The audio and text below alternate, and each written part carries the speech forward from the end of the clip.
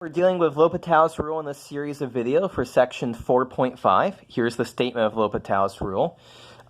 We just did a couple problems where we used L'Hopital's rule once in each to evaluate our limit. We just had to apply it once and then we could use substitution.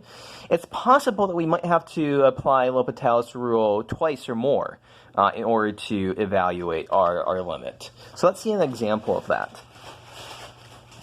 So suppose that I ask you about the limit as x goes to 0 of e to the x minus 1 over cosine x minus 1. So let's verify what's going on here. We plug in 0. We get e to the 0, which is 1, minus 0, minus 1, over cosine of 0 is 1. 1 minus 1, so we're currently at 0 over 0. Indeterminate form. So let's use L'Hopital's rule. L'Hopital's rule, the derivative of e to the x is e to the x. The derivative of x is 1. Derivative of 1 is 0. Derivative of cosine x is minus sine x. Derivative of minus 1 is 0. So we are now at this new limit. So what happens if we try to plug in 0? Well, e to the x, e to the 0 is 1, minus 1, and minus sine x, minus sine of 0 is 0.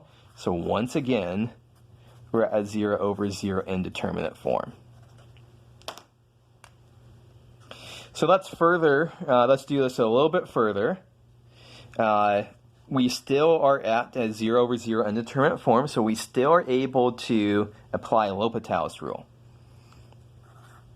So the derivative of e to the x is still e to the x. The derivative of minus 1 is 0. Downstairs we have minus cosine x. And finally, when we plug in 0, we don't get 0 over 0. We get e to the 0 over minus cosine 0, which is 1 over minus 1 is minus 1. So we are at a place now where, yes, we can apply L'Hopital's rule. So we had to apply L'Hopital's rule twice before we were able to use substitution. So because this final limit does exist, this original limit exists, and it's equal to minus 1 in this case. In other problems, we might have to use 3 or more applications.